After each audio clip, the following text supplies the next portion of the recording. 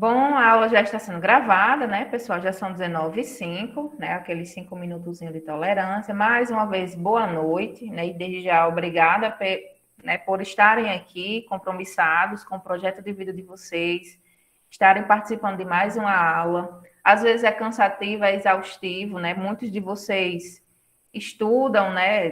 Tem muitos que estão aqui na primeira série, segunda série, terceira série do ensino médio e fazem o cursinho. Não sei se tem alguns que já terminaram, né? Estão prestando, vão prestar novamente o Enem, né? Estão fazendo o cursinho. Mas vamos lá, né? Foco, determinação, que vai dar certo. Tudo no final vai dar certo. Se não der certo é porque ainda não é o final. Então vamos lá, né? Na aula passada, a gente finalizou a parte de bases. A gente viu, né? A base de Arrhenius.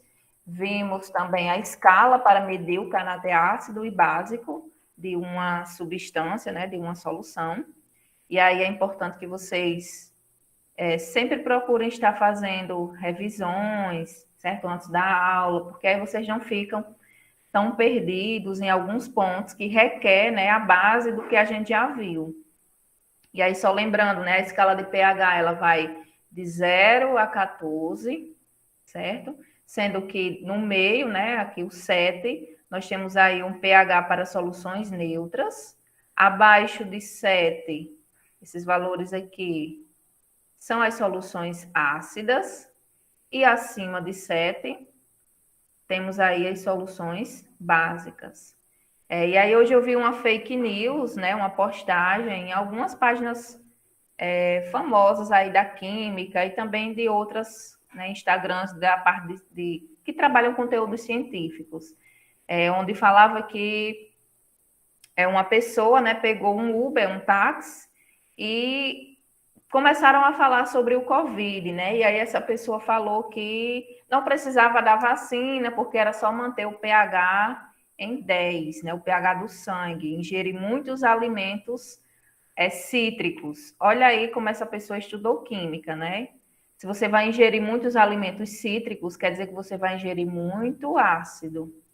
Então, a tendência é que você vai ter aí, né, um pH baixo. O nosso sangue, o pH dele, é em torno de 7,3, 7,5, mais ou menos. É um pH considerado neutro, certo? Se o pH do seu sangue chegar em 10, você cai, duro no chão, você bate as botas, certo? Não tem nem condições o sangue ter um pH básico, né? E principalmente um valor tão alto como esse, que 10 já é considerado um valor já bem relevante, né? Bem próximo aqui do 14. Então, é sempre importante a gente estar observando as notícias, as coisas que a gente vê na internet, olhar a fonte, né? E pesquisar se realmente confere com, né, o que já é estudado. E principalmente nessa época de pandemia, né, surgiram muitas fake news de como combater o coronavírus, rodou até uma fake news de que o álcool não era eficiente, enfim, muitas coisas que não têm cunho científico, né? Então é importante a gente ficar bem atento quanto a isso. Não acreditem em tudo que vocês veem ou leem na internet, certo? Seja no Instagram, seja no WhatsApp, enfim. E aí a gente viu sobre os indicadores, né, ácidos e bases. Indicadores são aquelas substâncias que servem para nos indicar, né, o próprio nome já diz, vai nos indicar se aquela solução, se aquela substância ela é ácida, básica ou neutra. A gente viu alguns, eu citei, na verdade, alguns exemplos de indicadores que são utilizados bastante em laboratório, como o azul de bromotimol, né, o alaranjado de metila e a fenolftaleína, né, que é uma das mais utilizadas, né, um indicador laboratorial mais utilizado em larga escala. Vimos também que existem as fitinhas de pH, né, essas aqui são mais antigas, elas não são tão precisas, né, assim como os indicadores. O que seria mais, quando eu falo em questão de precisão, é você ter o valor do pH. E aí, para isso, você precisa de um pHmetro, né? Um aparelho que você insere os eletrodos e aí ele vai lhe dar o valor, né, do potencial hidrogênio iônico, ou seja, do pH. Vimos também que existem os indicadores naturais. Por exemplo, algumas flores, né, que são utilizadas para servir como indicador ácido de base, assim como o repolho roxo. Dos naturais, né, o repolho roxo ele ganha de lavada de muitos outros, né? É um dos indicadores naturais que apresenta uma grande variedade de cores. Por isso que ele é bastante utilizado. Tudo isso a gente já viu, né? E aí hoje a gente vai ver uma outra função inorgânica, que também é importante, né? Além dos ácidos das bases, é importante vocês terem conhecimento sobre os óxidos. E aí a gente vai ver um pouquinho sobre essa função. O que seria um óxido? Quando fala em óxido, pessoal, essa palavra aqui lembra o que a vocês?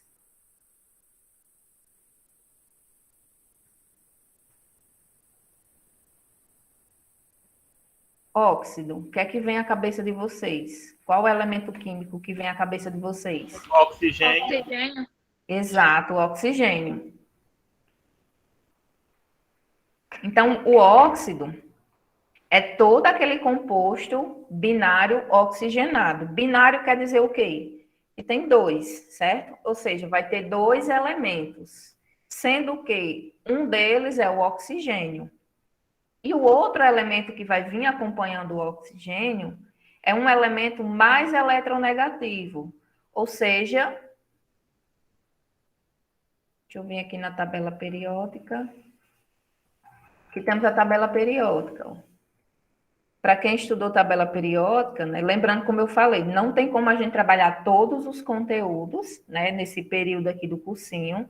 Então, venho trazendo alguns conteúdos que são cruciais, que vem caindo bastante no Enem, mas isso não quer dizer que os outros não possam cair e que não são importantes, certo? É porque a gente tem que fazer um filtro mesmo. Mas a gente ainda vai resolver algumas questões de tabela periódica, certo? Quando tiver naquele momento de só resolver questões, né, véspera de bem um pouquinho antes da prova, certo? Então, quando você pega a tabela periódica e estuda ela, você vê que os elementos mais eletronegativos, ou seja, aqueles elementos que tendem a atrair mais elétrons para ele, vem nesse sentido aqui da tabela, ó. Certo? Esses elementos aqui não entram, que são os gases nobres. Opa!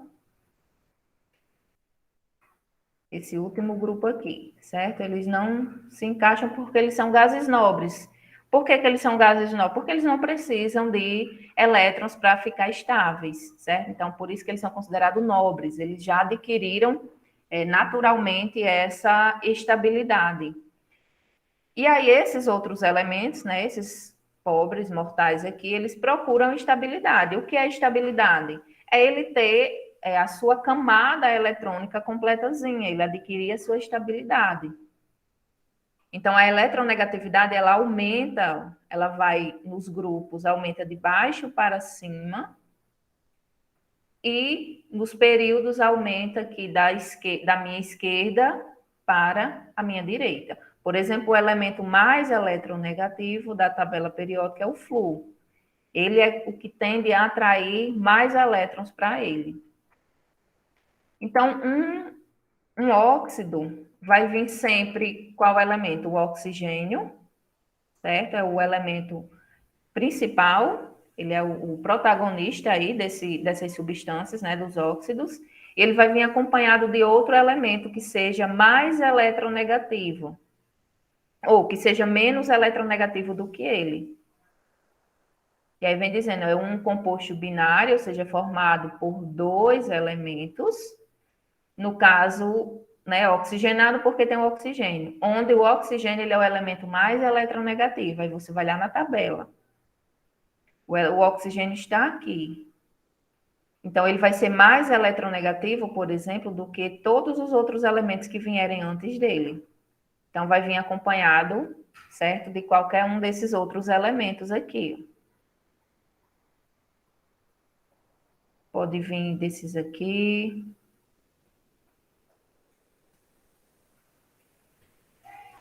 Então, vai vir acompanhado de vários elementos que sejam menos eletronegativos do que ele. Mas vamos entender um pouquinho melhor, né, como é que se dá. Vamos ver aqui alguns exemplos. Ó. Exemplos de óxidos. O CO2, né, o famoso gás carbônico, ele é um óxido, porque tem o oxigênio, e o oxigênio ele é mais eletronegativo do que o carbono. Vejamos aqui onde é que está o carbono. Se você for considerar a setinha, vai aumentando, o oxigênio, ele é mais eletronegativo do que o carbono, porque está bem mais próximo do flúor. Então, você pode sempre estar usando o flúor como parâmetro, certo? Para quem tem dificuldade de estar recordando para onde vai cada aumento de eletronegatividade nos grupos e nos períodos. Outros exemplos, né? A água. Nós tomamos aí a água, né? A água é um óxido, certo? Não é um ácido e nem uma base, ela é um óxido. Temos aqui o óxido de zinco e o trióxido de ferro. E a gente vai aprender como dar o nome a esses óxidos, certo? Com relação aos tipos de óxidos, né? Nós temos aí os óxidos ácidos, aqueles que têm um caráter ácido, e também temos os que têm um caráter básico, certo? E quais são os óxidos que têm um caráter ácido? São aqueles que, quando estão, né, junto com a água, são dissolvidos na água, formam um ácido. Por exemplo, e aí fica essa regrinha, ó. Sempre que você tiver o oxigênio e um ametal, ou um oxigênio e um metal, geralmente esses óxidos vão ser ácidos, certo? Professor, eu não lembro o que é o ametal e um metal. Vamos voltar lá na tabela periódica. Metal, deixa eu mudar aqui. Deixa eu separar aqui os não metais, que fica mais fácil para entender.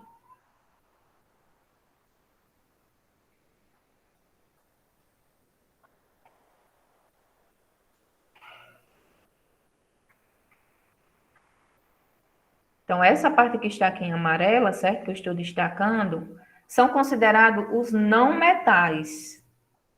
Tem alguns químicos que consideram esses elementos aqui do meio como semimetais, que nem são metais totalmente, nem são ametais.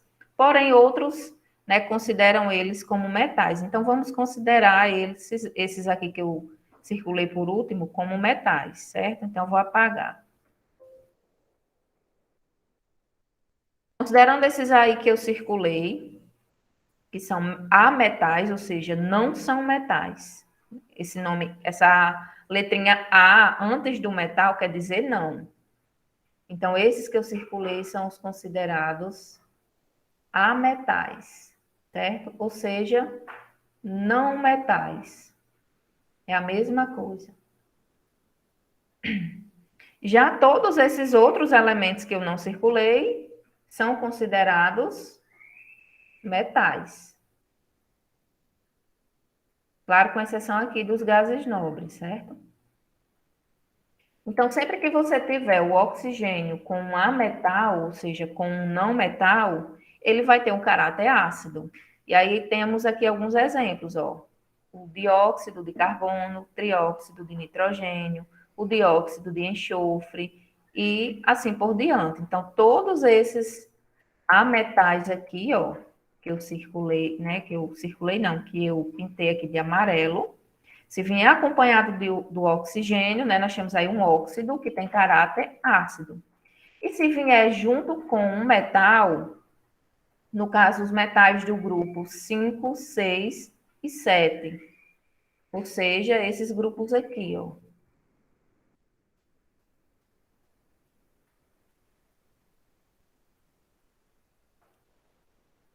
Peraí. Pessoal, daqui só não circula esse astato aqui, certo? Circulei demais. Então, se vierem com grupo 5, 6 ou 7, lembrando que aqui é a atualização da tabela, né? Antes a gente numerava com 1, 2, 1A, 2A, 3A, 4A. E hoje é só os números, certo? 1, 2, 3, 4, até o 18. Então, se vierem com metais desses grupos, né, dos 5, 6 e 7A, ou seja, dos grupos 15, 16 e 17, também são considerados óxidos ácidos. E os básicos, professora, são aqueles óxidos que, quando são colocados em água, formam uma base, certo? E aí, quais são? E aí, só basta você pegar os metais que são do grupo 1, 2 É, o e Letícia 3. levantou a mão.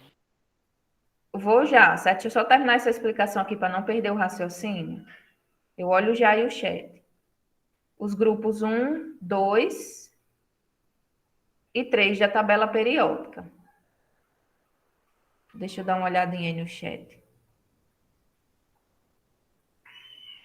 Ah, Letícia levantou a mão. Quer falar alguma coisa, Letícia?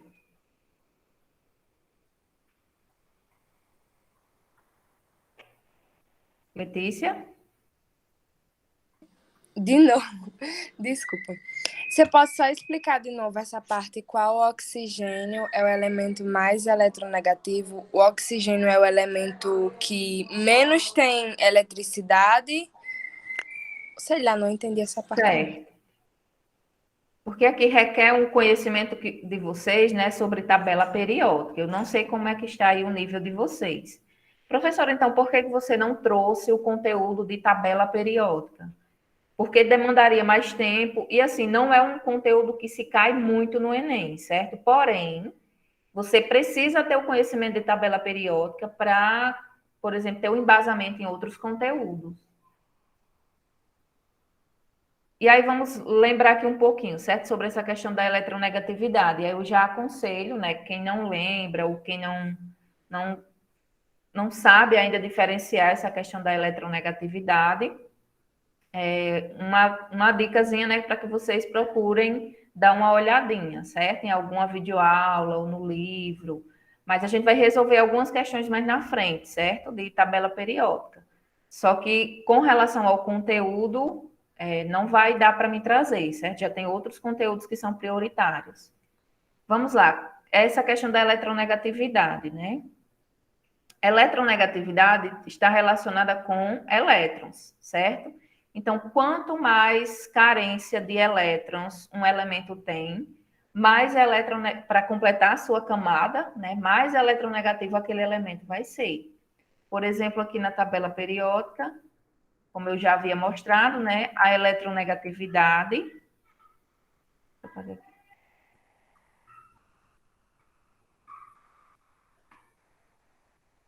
Poxa, por que não está apagando?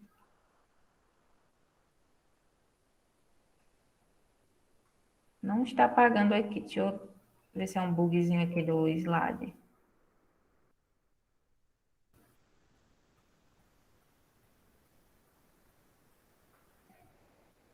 Vocês ainda conseguem visualizar meu slide?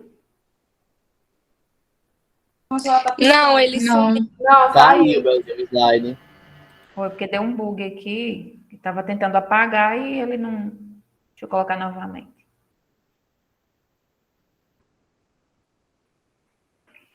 Ó, a eletronegatividade na tabela periódica, ela aumenta nesse sentido, ó, de baixo para cima e aqui da esquerda para a direita. Para a direita, certo? Imagine se aqui seja uma seta. Tentei fazer, mas então, ela vai aumentar nesse sentido. Ou seja, se eu perguntar para vocês qual é o elemento mais eletronegativo nesse grupo aqui, com exceção do oxigênio, certo? Desse grupo aqui, do grupo 1, qual vai ser o mais eletronegativo? Onde é que está aumentando aí a eletronegatividade? Não é de baixo para cima? Ó, sigam a seta. Ó. Quanto mais próximo aqui da seta, mais eletronegativo. Com exceção do hidrogênio, certo? Que ele não entra. Então, nesse grupo aqui, ó, o mais eletronegativo é o lítio, certo? Porque está lá em cima, lá no grupo. A eletronegatividade, ela aumenta de baixo para cima.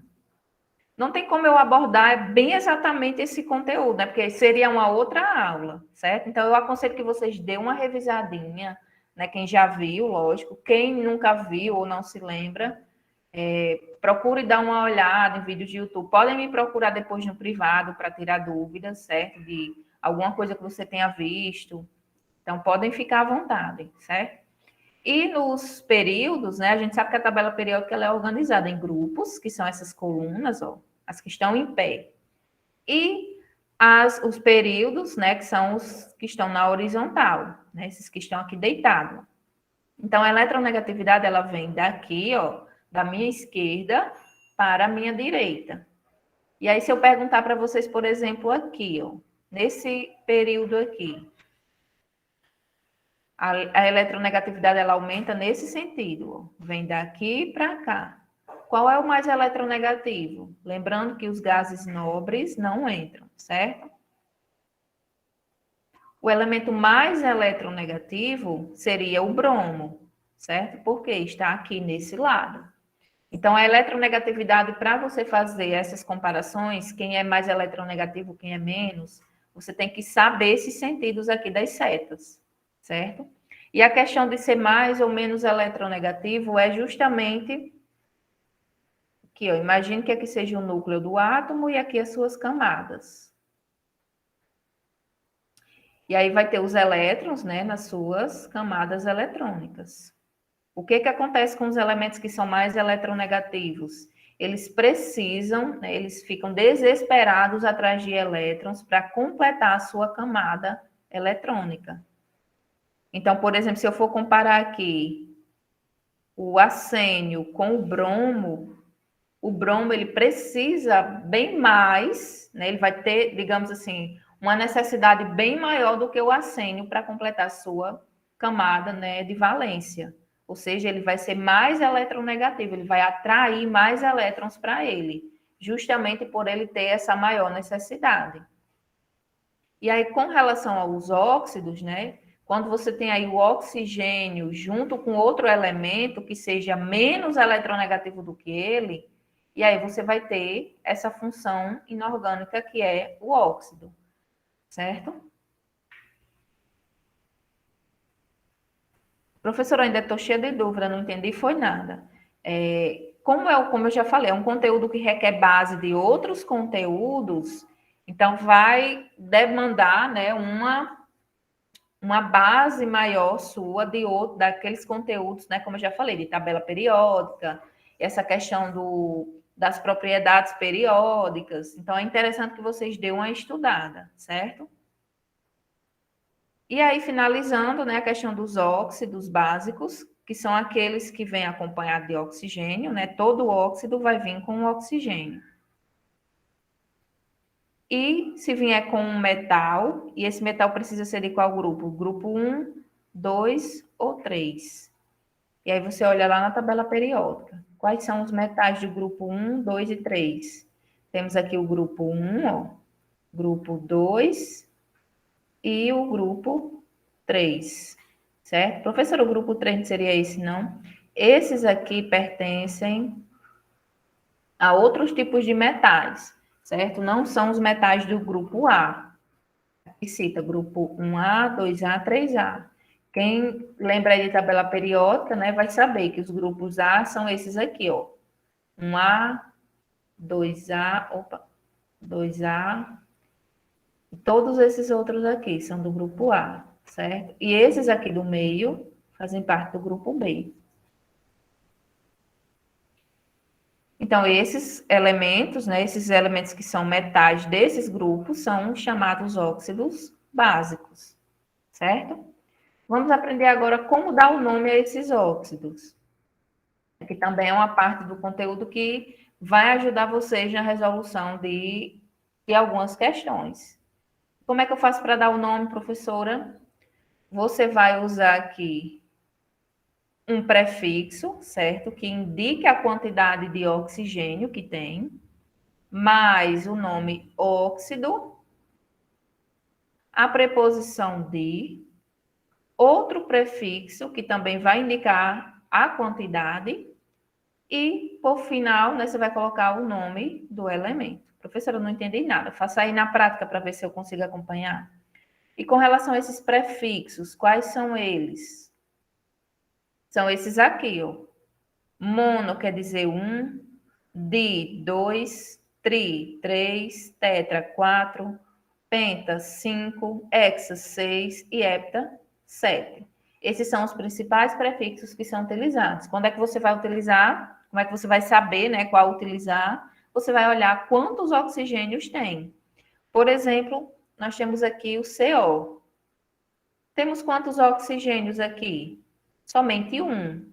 Então, qual é o prefixo que eu uso para um? É mono. Então, vai ficar o prefixo mono, certo?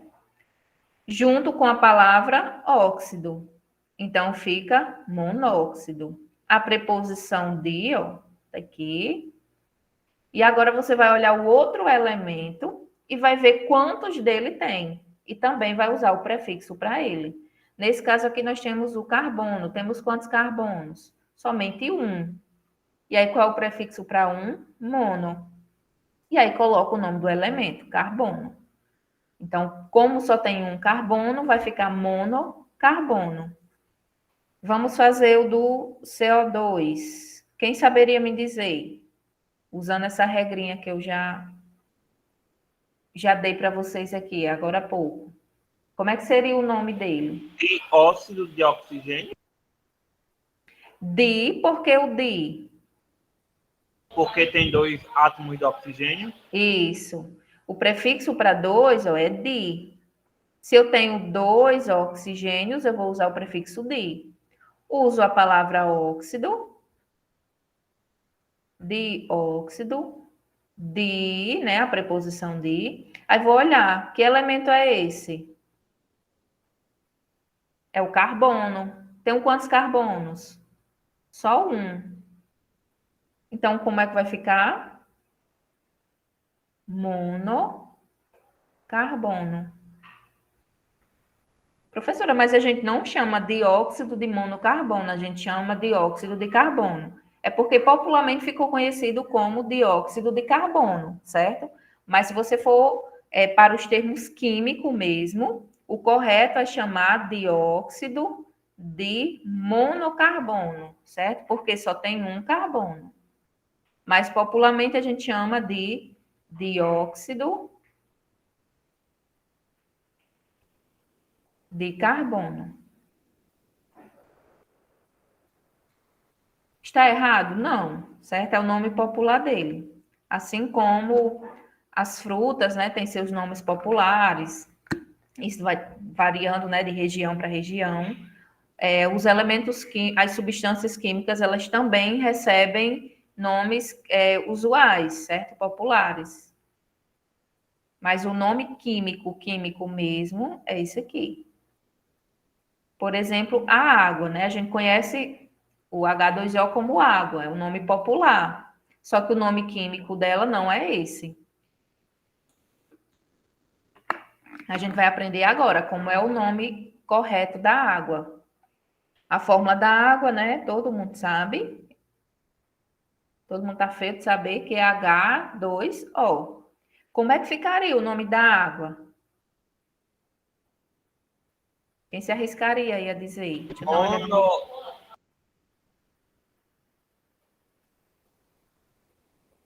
Ninguém colocou nada no chat. Podem ficar à vontade.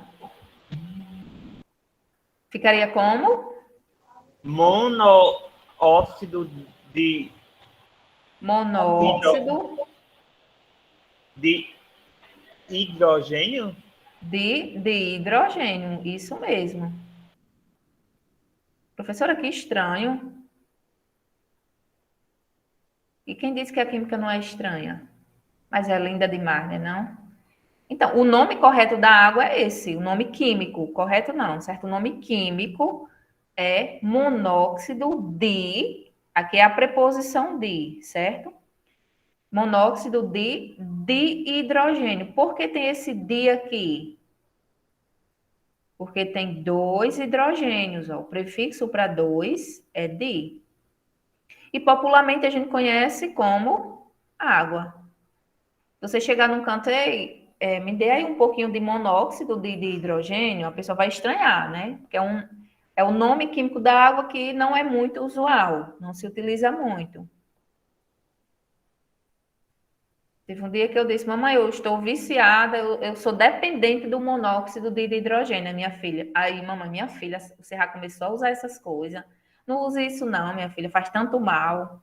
Eu disse, não, mamãe, é a água. Lá vai eu explicar a ela, né? Monóxido de hidrogênio. E aqui temos outros compostos, né, que seguem o mesmo raciocínio. Olha a quantidade de oxigênio que tem e olha o prefixo, né, que vai usar. Depois olha a quantidade do outro elemento que também vai precisar do prefixo. Vamos ver aqui esse outro.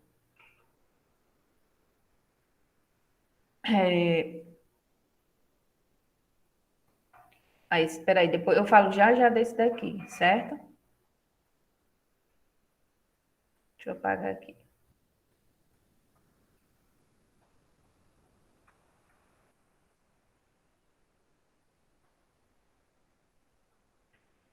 Pessoal, se tiverem com alguma dúvida com relação à nomenclatura, podem falar aí ou colocar no chat, certo? Que eu posso voltar. Vamos ver esse daqui, ó. Por que que o nome desse composto, né, é pentóxido de nitrogênio? Esse pente aqui quer dizer o quê? 5. 5 oxigênios. E o di nitrogênio quer dizer o quê? 2 nitrogênios. Então, vai seguir sempre essa regra, certo? A regra geral. Temos aqui o trióxido de fósforo. Tri, porque tem 3 oxigênio, e o difósforo, porque tem 2. Então, essa é a regra geral, certo? E aí, para os metais, certo? E são alguns, como eu já falei, tem alguns termos que são mais usuais, né? Como o dióxido de carbono, água, que a gente não utiliza o nome, né? Utilizando essa regra geral, aqui, usando essa regra geral. E aí, para alguns metais também, certo? Nós temos aí, ó, o óxido de sódio. Mas se eu fosse colocar na regra geral, né? Qual seria o nome completo desse composto aqui?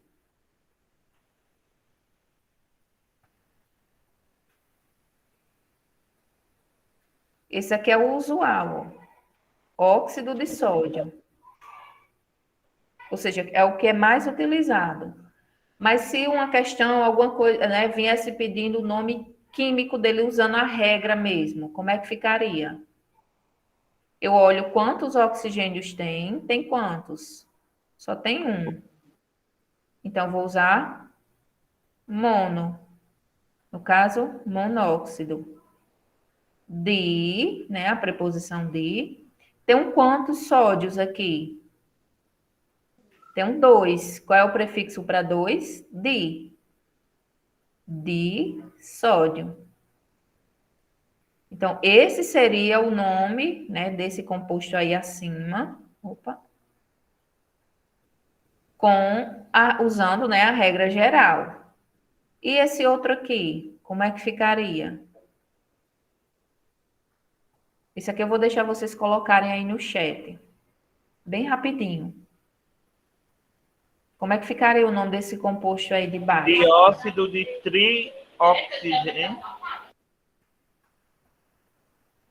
Peraí, como é? Dióxido de trialumínio. Você trocou as quantidades, mas segue esse raciocínio. Ó, Dióxido de alumínio. isso. Você colocou o 3 como se fosse do alumínio, Raimundo, e o 2 como se fosse do oxigênio. Ficaria assim, ó, trióxido, esse tri porque tem 3 oxigênios, de, de alumínio. Tem 2 alumínios. Pessoal, alguma dúvida com relação à nomenclatura dos óxidos? Posso prosseguir com o conteúdo? Pode sim.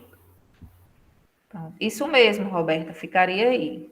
Ficaria desse jeito aí. Então, vamos lá. Alguns óxidos que são importantes, né, que a gente utiliza bastante no nosso dia a dia, como eu já falei, a água, né, o monóxido de hidrogênio. Então, se você quiser se amostrar para um amigo seu, um colega seu, fulaninha, pegar ali um pouquinho de monóxido de hidrogênio para mim. Água oxigenada também é um óxido. Olha a fórmula dela aqui. Qual é a diferença, pessoal, da água oxigenada para a água? O que é que tem de diferente de uma para a outra?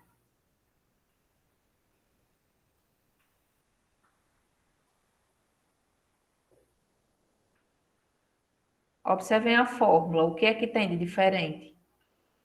2 oxigênio. A água oxigenada, né, tem um oxigênio a mais do que a água. Tem 2 oxigênios. E aí, por isso que ela recebe o nome, ó, água oxigenada. Esse oxigenada é justamente porque tem um oxigênio a mais do que a água normal. E aí, professora, um oxigêniozinho desse faz uma diferença enorme? Faz.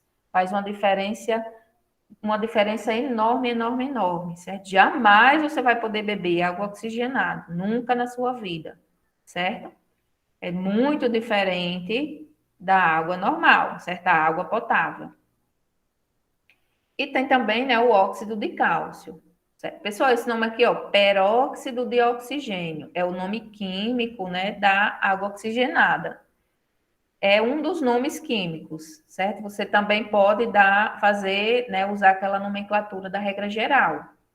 Tem 2 oxigênios, ficaria dióxido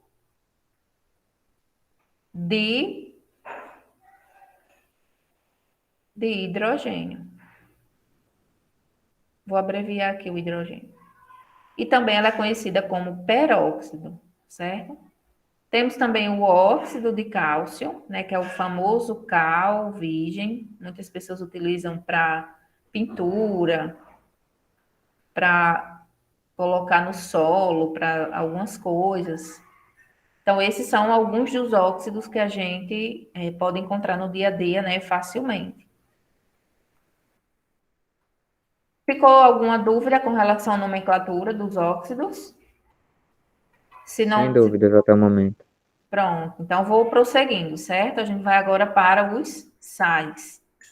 E aí, os sais é outra função inorgânica, né? A nossa quarta função. Deixa eu só voltar aqui.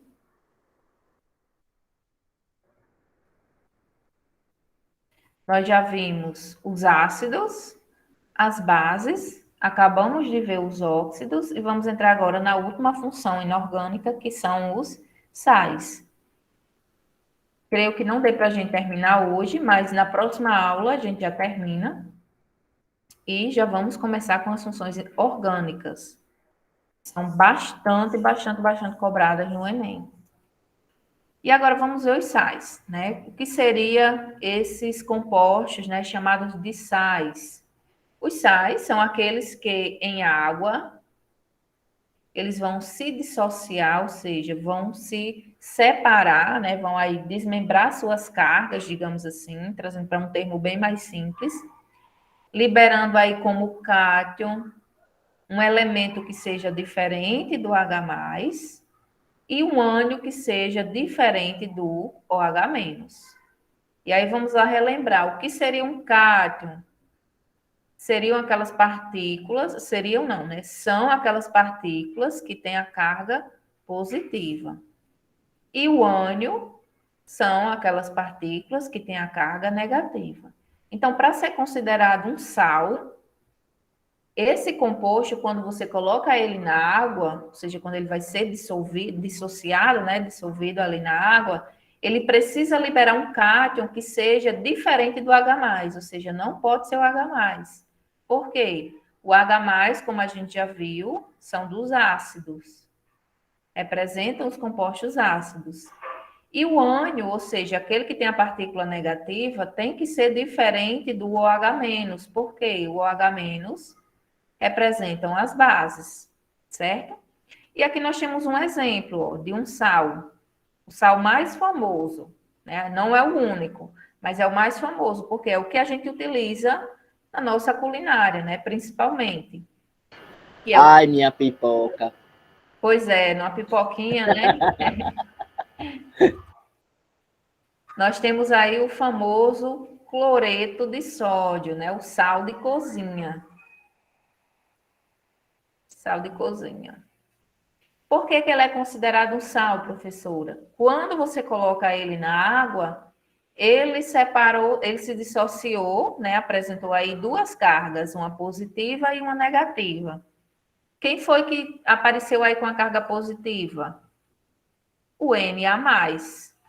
E o Cl-, né? Foi o que apareceu com a carga negativa. Ou seja, temos aí um cátion e um ânion diferente desses aqui.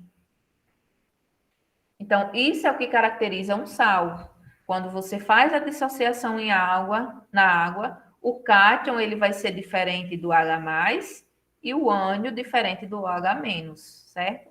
Então, se aqui tivesse, se fosse dissociado e aparecesse o H+, ou OH-, não seria um sal. Seria ou uma base ou um ácido. Como não apareceu nenhum dos dois, né, com essas cargas, nós temos aí um sal. Neutralização, né? Como é que surge aí? De onde é que vem os sais? Os sais, geralmente, eles surgem de uma reação chamada de neutralização. E o que é que eu preciso para ter uma neutralização? Realizar uma reação de neutralização. Eu preciso ter um ácido e preciso ter uma base. Vamos a relembrar os ácidos. Ó. Temos aqui um hidrácido. Por que que é um hidrácido? Não tem oxigênio na sua fórmula. É um ácido, né? Porque quando dissociado em água, vai liberar o H+. Então, esse daqui é o nosso ácido, né? O ácido de Arrhenius, que a gente já estudou. E essa daqui é a nossa base, ó. Lembrando, toda base vai vir com a sua hidroxilazinha aí bem à mostra. Então, nós temos aqui uma base. Quando eu tenho um ácido reagindo com uma base, vai acontecer aí o que chamamos de neutralização. Se eu tenho uma neutralização, quer dizer o quê, pessoal? Que eu nem vou ter mais ácido depois e nem vou ter mais base. Vai estar neutro. O pH vai estar neutro. Não vou ter mais ácido e nem base. Lembrando lá da nossa aula, né, de estequiometria, quando eu falei de equação química, de reação, essa setinha aqui, ó, divide a equação química, né? Nós temos aqui os reagentes e temos aqui os produtos. Então, numa reação de neutralização, se puderem anotar em algum canto, anotem, certo? Na reação de neutralização, vamos ter aí o surgimento de um sal mais um óxido. No caso, esse óxido sempre vai ser a água. Ou seja, quando você junta ácido com base, eles vão reagir, vão interagir, vão formar um sal e água, que é um óxido. Então, por exemplo, quando uma pessoa está com azia, né, a gente até já falou sobre isso. Está com azia, quer dizer que ela tem um excesso de ácido ali no seu estômago. Ela ingeriu alguns alimentos ácidos, né, ou alimentos que provocaram o aumento da acidez estomacal. E aí, para que ela controle essa acidez estomacal, ela precisa tomar o quê? Ela precisa ingerir alguma coisa básica, seja um medicamento, seja um alimento, que é justamente para neutralizar, ou seja, diminuir ou acabar com aquela acidez, né? O excesso de ácido ali no seu estômago. Então, quando você toma, por exemplo, o hidróxido de magnésio, né, que é o famoso leite de magnésia, você está ali provocando uma reação de neutralização. Então, quando você toma, acontece a reação, ali no seu estômago vai ficar o sal. No caso, se for o leite de magnésia, né, você vai ficar com esse sal aqui, ó. Porque o nosso estômago, ele contém esse ácido, o ácido clorídrico. Então, você vai ter ali o sal e vai ter água no seu estômago. São substâncias que não vão lhe dar aquela sensação ruim que você estava quando estava com azia. Então, por isso que a azia, ela passa. Por quê? Foi formado um sal e água. Agora, se você está com azia e você vai ingerir mais coisas ácidas, a tendência é que sua azia aumente, porque você está aumentando ali a quantidade de ácidos. Deu para compreender, pessoal, sobre a reação de neutralização? Ou querem que eu repita algum processo, alguma parte que não deu para entender bem? Sim, Ellen. Pronto. É um exemplo também de de salinização. Você está formando ali um sal. Bel, Oi. você falou aí, né, sobre o cloreto de sódio. Eu queria saber qual é a diferença que tem entre ele e aquele sal rosa, que o povo fala que é mais, digamos assim, menos ofensivo do que cloreto de sódio. Pronto. Qual é a diferença na composição química? O cloreto de sódio, né, ele tem a sua composição é basicamente só o cloreto de sódio, né? E o sal rosa, né, o famoso sal do Himalaia, ele vai ter ali na sua composição alguns resquícios de ferro e outras substâncias, né? Outros elementos, é o que dá aquela coloraçãozinha. E alguns recomendam, né? Alguns nutricionistas e tudo mais, por ele ser mais, não conter o sódio, né? Principalmente, não tem um teor alto de sódio, que o sódio aqui é um dos que é um dos vilões, né, que a gente tem, por isso que a gente não pode ingerir muito sal. Só que aí tem uma contrapartida, né, que alguns falam que esse sal rosa, por ele ter uma certa quantidade a mais de ferro, também não é o mais, assim, uma coisa tão saudável. Então, sempre tem essa dualidadezinha aí, sabe, Walter? O ideal é que a gente né, faça a ingestão desses sais, só que de forma moderada, controlada, principalmente o cloreto de sódio, né? Por conter o sódio. Sei, obrigado. Deixa eu ver se tem alguma pergunta aqui. Roberta, qual parte que você quer que eu repita? De neutralização, é?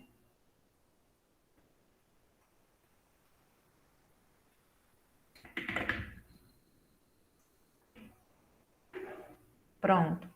Então vamos aqui, ó. Neutralizar.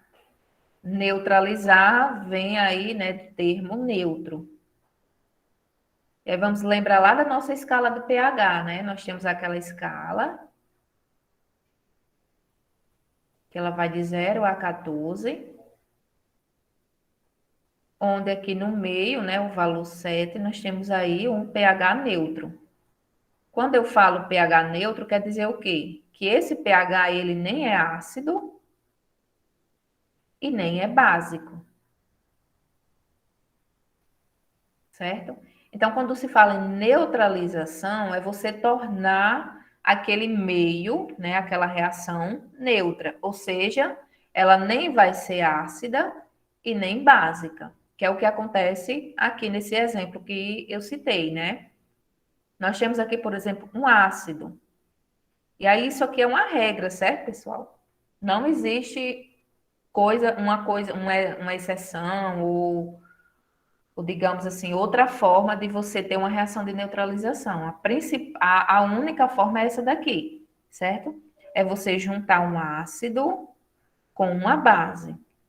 Então, para você ter uma reação de neutralização, você tem que ter ácido reagindo com base, certo?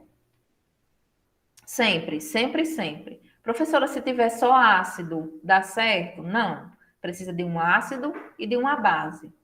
Sempre vai ter essa necessidade, certo? Um ácido e a base. E aí eles reagem, né? Ao reagirem, vai acontecer aqui uma troca, certo? De ânions. Ou seja, ó, prestem atenção aqui. O cloro, ó, que estava antes com o hidrogênio, quando a reação aconteceu, né? O que foi que aconteceu com o cloro? Ele ficou com o magnésio. Houve aí uma troca, concordam? Lembram que eu falei quando a gente estava estudando reação? Nós vimos lá os tipos de reação, reação de síntese ou adição, né? Reação de simples troca, reação dupla troca. Então, aqui nós estamos tendo uma reação, né, de dupla troca. Houve aqui uma troca de cátion, né, dos dois cátions, né, em ambas as substâncias. Então, quando você pegou aqui o ânion, né, do ácido, que essa parte aqui é a negativa do ácido, e juntou com o cátion da base, ou seja, a parte positiva, você formou aí o quê? Um sal. E o que sobrou? O que sobrou vai se juntar, certo? Que é justamente, ó, a parte positiva do ácido que junta-se com a parte negativa da base. Que nesse caso aqui, ó, se eu vou ter um ácido, sempre eu vou ter o H+. Se eu tenho uma base, eu sempre vou ter o OH-. Se você junta aqui, ó, H com OH-, você vai gerar o quê? Água, certo? Ó, H2, ó, tem 2 hidrogênios e 1 oxigênio. 2 hidrogênios, 1 oxigênio. Então, sempre vai formar a água, certo? E a água é o quê? É um óxido. Então, ó, toda reação de neutralização, ou seja, para que o meio fique neutro, vai se formar, né, vai ter como produto sal e água. Lembra-se quando eu falei da reação de combustão? Na reação de combustão, sempre o produto vai ser o quê? CO2 e água. Aqui segue no sentido parecido, só que o sal ele pode variar, certo? Não necessariamente tem que ser o cloreto de magnésio, pode ser qualquer outro sal. Mas numa reação de neutralização sempre vai gerar um sal e a água. A água ela sempre vai aparecer, porque é justamente devido a essas trocas aqui, ó. Essas trocas, né, de cátions e ânions que vai ocorrer durante a reação. E aí sempre vai formar a água. Então, esses produtos aqui, eles são fixos, certo? Sal e água.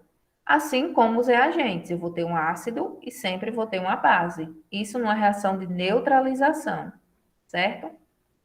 E aí, quando você fala aqui sal e água, você tem um meio aqui neutro.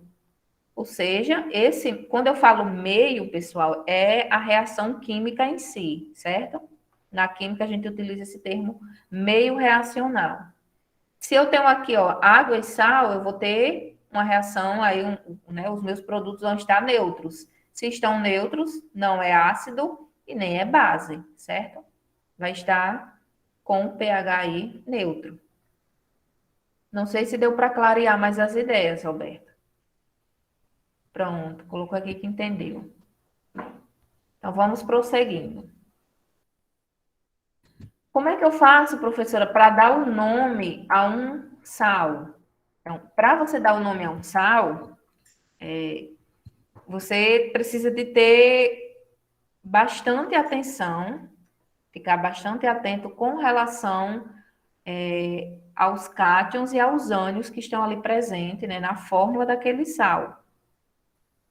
Por exemplo, para você dar o nome de um sal, você vai dar primeiro o nome do ânion e depois o nome do cátion. Vamos pegar aqui o cloreto de sódio, né, que é o sal mais comum que temos. Sempre no sal, anotem isso daí, certo? Sempre no sal, quem é que vai vir primeiro? O que tem a carga positiva. Aquele que tem a carga positiva, nós chamamos de quê? De cátion. E o que vem depois, certo? É o que tem a carga negativa, que é o que chamamos de ânion. E aí, quando você vai dar o nome, você inverte isso. Como assim inverte, professora? Primeiro vai vir o nome do ânion Ou seja, primeiro vai vir o nome dessa partícula aqui negativa, certo? Desse elemento aqui. E depois é que vai vir o nome do cátion, ou seja, depois é que vai vir o nome dessa primeira partícula aqui, que é a positiva. Por exemplo, cloreto de sódio, né? Aqui nós temos o cloro, e aí por que esse nome cloreto? E aí você tem que se lembrar, várias regrinhas, certo? Mas quando vocês pegarem a ideia geral, vocês vão conseguir dar o nome de um sal bem rápido. Você tem que se lembrar de onde foi que foi gerado esse sal. Ele foi gerado de qual ácido? Né? Ele veio aí de qual ácido? Ele veio do ácido clorídrico. Aqui, ó. Ele veio do ácido clorídrico, certo? Esse cloreto aqui, o Cl-, veio do ácido clorídrico. E aí, todo ácido que termina em hídrico, quando você vai pegar o sal, né, o ânion que se refere àquele sal, você vai usar a terminação eto. Por isso que fica o nome, ó, cloreto, certo? Cloreto de... Qual é o nome desse elemento? Sódio. Só colocar o nome do elemento. O que é que vai ter mais, o que é que vocês podem encontrar, né, com maior dificuldade? É para saber o nome do ânion, que aí vocês precisam ter conhecimento de qual foi o ácido de que ele foi gerado, certo? Ou se você simplesmente conseguir aprender o nome dos ânions, ou decorar, enfim, também vai dar certo. Eu não vou trabalhar isso totalmente hoje, certo? A gente vai retomar essa parte de nomenclatura dos sais na próxima semana. Então, só para finalizar aqui, nós temos aqui uma tabelinha, certo? É importante que vocês fiquem atentos a essa tabela, porque ela mostra aqui de onde foi que surgiu, né, o ânion, o nome do ânion para os sais, a partir de qual ácido. Por exemplo, aqui, ó, o ácido fluorídrico, nós temos aqui o ânion fluo, certo? O F-. E aí, como surgiu, né? Como é derivado do ácido fluorídrico, a terminação dele é eto, por isso que fica o nome fluoreto. Temos aqui o cloro, ó, cloreto, brometo, iodeto, cianeto, sulfeto. Então, sempre vai ter essas terminações eto. Por quê? Porque foram derivados, ó, de ácidos que têm a terminação hídrico. Outro tipo, temos aqui, ó, quando você tem um ácido que termina em oso, por exemplo, sulfuroso, nitroso, os ânions que você vai utilizar para os sais, você vai terminar em ito. Por exemplo, sulfito, nitrito, clorito, hipoclorito, fosfito, hipofosfito. Então, sempre vai ter essa dependência aí do ácido, certo? Só estou passando aqui correndo nessa parte do conteúdo, mas não se preocupe, próxima aula eu vou retomar novamente essa parte aqui, certo? E aí a gente vai ver também com relação ao caráter ácido e básico de um sal, que essa sim é a parte que mais cai no Enem. Se você for olhar as provas do Enem e ver a parte de sais que cai, certo? Vai ser basicamente só essa parte aqui. Só que para você entender essa parte aqui, né, a gente precisa estudar essas outras aqui, né? Você precisa ter o conhecimento do que é um sal, precisa ter noção de como dar o nome a ele, né? De como ele a sua nomenclatura, essa questão dos ácidos, né? De quais ânions eles foram derivados, enfim. Mas essa parte aqui, eu quero que vocês saibam que é a parte crucial que cai no Enem, certo? Vamos supor, de 10 questões sobre sais, 8 é dessa parte aqui do conteúdo. A gente vai resolver questõezinhas na próxima aula, certo, pessoal? Já deu aí o nosso tempo. Não vou tomar muito tempo da aula de Bruno. Então, a dica que eu dou, né, o conselho que eu dou é que dê uma olhadinha para a nossa próxima aula nessa parte de sais, certo? Nessa parte de nomenclatura, de como você dá o nome a esses sais, para a gente começar na quarta-feira com gosto de gás. Alguma dúvida, pessoal, que eu possa tirar agora? Alguma colocação que vocês queiram fazer? Tudo ok?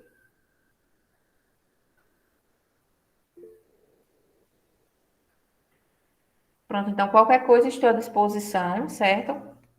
E, por favor, façam o que eu pedi, né? Dê uma olhadinha na terça-feira, pode ser até na quarta-feira pela manhã, procure um tempinho e dê uma olhada, ou no final de semana, né? Caso vocês tenham disponibilidade, dê uma olhadinha nessa parte do conteúdo, certo? De sais. Então, Jefinho, obrigada mais uma vez, né, pelo apoio. Obrigada a todos que participaram da aula, né? Até a próxima semana. Vocês vão ter